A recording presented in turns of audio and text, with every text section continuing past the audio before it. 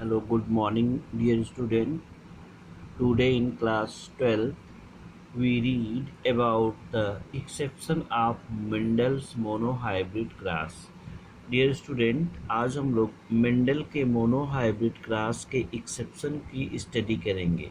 तो मेंडल के monohybrid cross के एक्सेप्शन में दो चीज़ें आती हैं, जिसमें से आपका पहला है कि इनकम्प्लीट डोमिनेंस।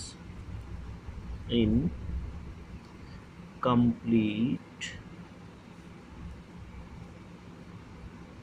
डोमिनेंस और दूसरा है जिसको हम कहते हैं कोडोमिनेंस।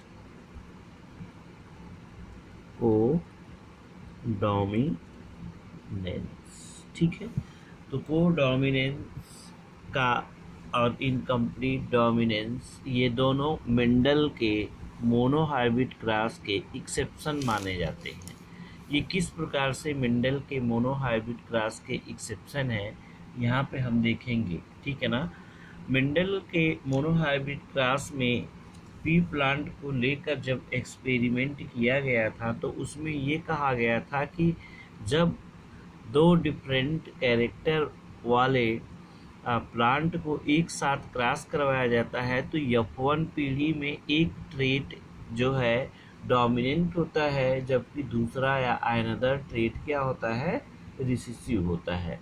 बट पी प्लांट को छोड़कर, ठीक है, पी प्लांट वाले एक्सपेरिमेंट को दूसरे प्लांटों में अन्य ट्रेट को लेकर दोहराया जाता है तो पता चला कि कभी कभी F1 जनरेशन में जो फिनोटिपिक आता है वो उन पेरेंट में से किसी से भी नहीं मिलता है, बल्कि उन दोनों के बीच का कैरेक्टरिस्टिक फीचर डेवलप हो जाता है। ठीक है। लाइक दैट, जैसे according to Mendel's rules, Mendel के रूल्स के अनुसार ये होना चाहिए कि अगर हम रेड फ्लावर वाले प्लांट का क्रॉस वाइट फ्लावर वाले प्लांट के साथ करें तो F1 जनरेशन में हमको या तो रेड फ्लावर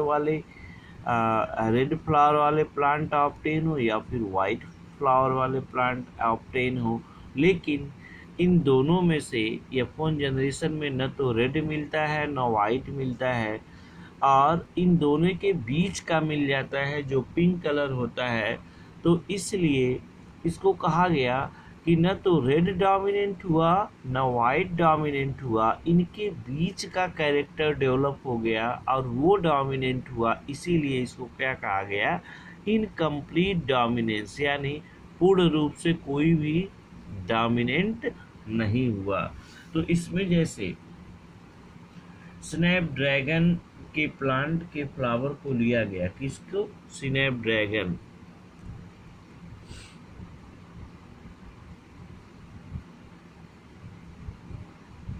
स्नैपड्रैगन और एंटीराइनम स्पीसीज। ये पहला वाला हम बता रहे हैं, एंटीराइनम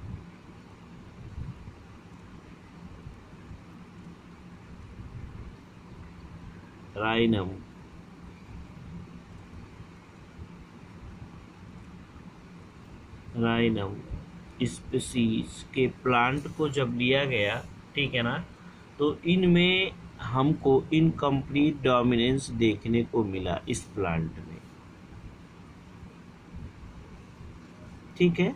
तो इसमें एक प्लांट लिया गया जिसका कैसा था कलर, रेड फ्लावर वाले, रेड फ्लावर,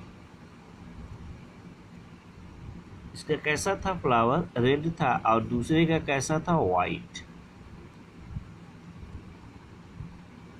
दूसरे का कैसा था, वाइट था। ठीक है। तो रेड कैरेक्टर को उन्होंने कैपिटल RR से डिनोट किया और इसको स्मॉल RR से डिनोट किया। ये पेरेंट थे प्योर। ठीक है। अब इनका जब क्रॉस करवाया गया, तो ये इस प्रकार से ये गैमीट बना इनमें,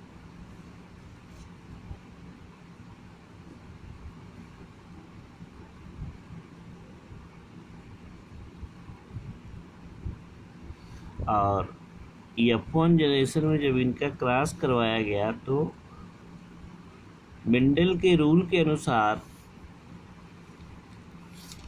ये कैसा होना चाहिए, रेड फ्लावर होना चाहिए।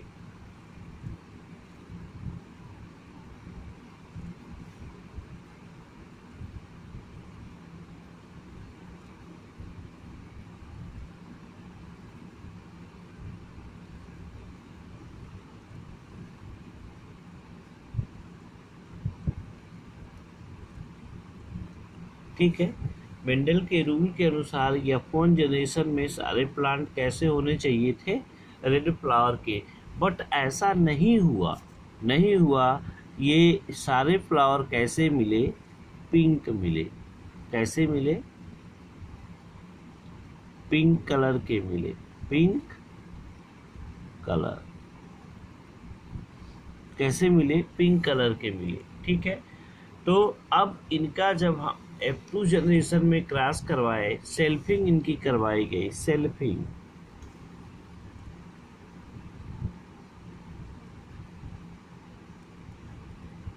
By selfing. अब इनकी जब सेल्फिंग करवाई गई तो ये है F1 जनरेशन, इनका क्रॉस इसके साथ करवाया गया, ये F1 है। ठीक है, तो इनमें भी गैमीट का फॉर्मेशन होगा ऐसे, कैपिटल आर और स्मॉल आर और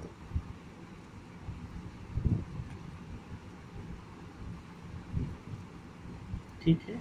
लेकिन जब इनका इसके साथ क्रॉस हुआ तो ये मिल गया इनको।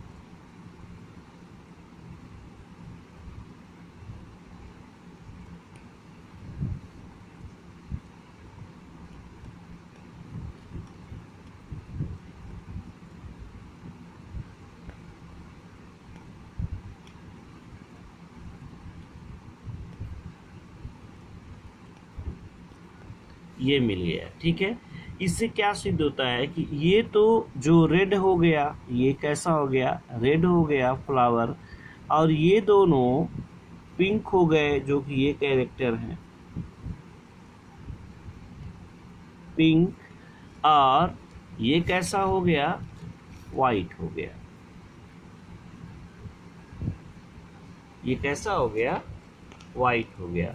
तो इस प्रकार आप देख सकते हैं यहाँ पे कि ये होना चाहिए था कि ये 3:1 का रेशियो आना चाहिए, लेकिन इसका फिनोटिपिक रेशियो 1:2, यानी एक रेड 2 पिंक और 1 वाइट, ये आ गया। तो मेंडल का जो रेशियो दिया गया था मोनोहाइब्रिड क्रॉस का, वो डेविएट हो गया, इसीलिए इसको मेंडल के एक्सेप्शन के रूप में जाना जाता है। ठीक है, तो यहाँ पर देखा गया जब, तो इन्होंने कहा कि F1 जनरेशन को सेल्फिंग किया जाता है तो F2 जनरेशन के परिणाम में 1:2:1 का रेशियो आता है, और यही R फैक्टर जो होते हैं वो R फैक्टर पर कंप्लीटली डोमिनेंट नहीं होते हैं। जो ये कैपिटल R है, रेड का जो फैक्टर है, वो स्मॉल आर के फैक्टर पर कंप्लीटली डोमिनेंट नहीं हो पाता है। जब कंप्लीटली डोमिनेंट नहीं हो पाता है तो इसी को इनकम्प्लीट डोमिनेंस के नाम से जाना गया, और इसी को कहा गया कि इनकम्प्लीट डोमिनेंस ऑफ मेंडल्स। ठीक है, तो ये पहला एक्सेप्शन था। दूसरा है को डोमिनेंस। दूसरा क्या है, को डोमिनेंस।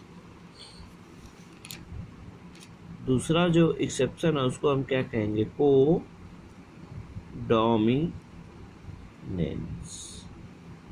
ठीक है, को डोमिनेंस का सबसे बढ़िया एग्जाम्पल है मेंडल के एक्सेप्शन का ह्यूमन ब्लड ग्रुप। क्या है, ह्यूमन ब्लड ग्रुप। अभी तक हम उन क्रॉस की डिस्क्रिप्शन कर रहे थे कि जिनमें ये F1 जनरेशन में दो पेरेंट किसी एक से मिलते हैं तो एक डोमिनेंस होता है और दूसरा क्या है, इनकम्प्लीट डोमिनेंस के रूप में मिला। लेकिन बाद में चलकर हमको ये भी मिला कि कभी कभी दो डिफरेंट कैरेक्टर वाले जीन्स का आपस में क्रॉस करवाते हैं, दो डिफरेंट कैरेक्टर रखने वाले जीन्स का आपस में क्रॉस करवाते हैं, तो उसमें से दोनों में से कोई भी जीन F1 जनरेशन में डोमिनेंट नहीं होता है, बल्कि उनमें से दोनों जीन स्वतंत्र रूप से डोमिनेंट होते हैं, एक साथ दिखाई देते हैं, जिसको कोडोमिनेंस कहा गया। इसका सबसे बढ़िया एग्जाम्पल होता है human blood group. Human blood group, ठीक है। तो इसके सापेक्ष में हम देखें तो जो ह्यूमन का ब्लड ग्रुप है, ठीक है, तो कोडोमिनेंस इन F1 जनरेशन दोनों पेरेंट से मिलते जुलते हैं। अब एग्जाम्पल के तौर पर ह्यूमन बीइंग में ब्लड ग्रुप क्या पाए जाते हैं? ABO blood. कौन सा होता है? ABO ब्लड, यानी A ग्रुप, B ग्रुप और O ग्रुप, 3 ग्रुप होते हैं, ठीक है। लेकिन इन्हीं तीनों ग्रुपों से एक डेराइव्ड किया गया चौथा ग्रुप मिला, जिसको कहा गया AB ग्रुप। तो AB ब्लड ग्रुप क्या है? कोडोमिनेंस का एकदम सटीक एग्जाम्पल है, ठीक है। जैसे मान लीजिए कि मेल है और दूसरा क्या है? फीमेल। तो मेल में ब्लड ग्रुप A है और फीमेल में ब्लड ग्रुप B है। तो मेल में ब्लड ग्रुप A बनाने का जो जीन होता है वो IA और B में जो जीन होता है वो क्या होता है? IB, ठीक है। तो F1 जनरेशन में तो ये होना चाहिए कि या तो ब्लड ग्रुप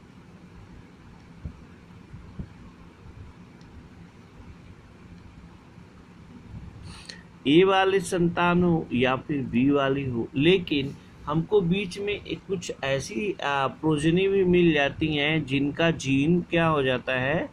IA और IB, और IA और IB ये ब्लड ग्रुप AB का जीन होता है, जिसके वजह से F1 पीढ़ी में न तो ब्लड ग्रुप जो चाइल्ड है उसका A रहता है, न तो B रहता है, बल्कि उनके दोनों के बीच का ब्लड ग्रुप हो जाता है, जिसको कहते हैं ब्लड ग्रुप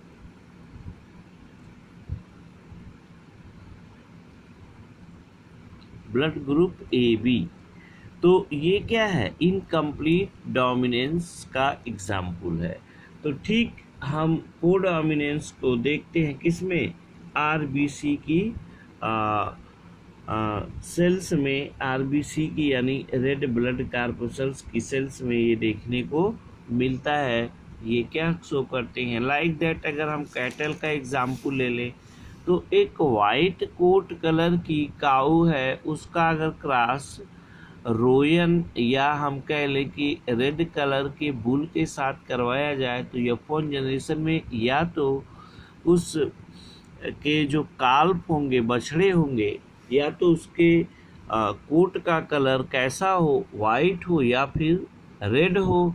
लेकिन हमको देखने को मिलता है कि जो काल्फ होता है उसमें वाइट भी पैचेज के रूप में आते हैं और रेड भी आते हैं या रोयन कलर भी आते हैं। तो इससे क्या कहा गया कि दोनों में से कोई जीन क्या हुआ? सुप्त नहीं रहा। दोनों जीन स्वतंत्र रूप से यानी इंडिपेंडेंटली अपने आप को एक्सप्रेस किए, इसीलिए दोनों एक साथ प्रभावी हुए, इसीलिए उसको कहा गया कोडोमिनेंस। तो ये दोनों क्या थे? मेंडल के मोनोहाइब्रिड क्रॉस के एक्सेप्शन थे। तो I hope you understand the exception of Mendel's monohybrid cross. तो ये देखने को मिला। अब यहीं पर अगर हम बात कर लें तो नेक्स्ट जो है 2 जीन इंटरेक्शन। तो 2 जीन इंटरेक्शन के अंतर्गत इसके बाद जो आएगा आपका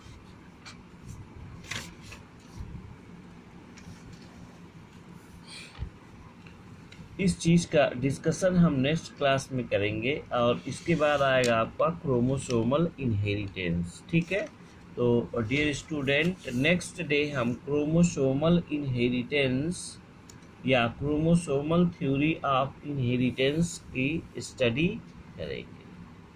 ठीक, और इसमें हम आपको बताएंगे ड्रोसोफिला में किस प्रकार से हुआ, टी.एस. मॉर्गन ने कैसे किया, और सारे सिंड्रोम्स की भी स्टडी करेंगे। तो आज के लिए इतना ही।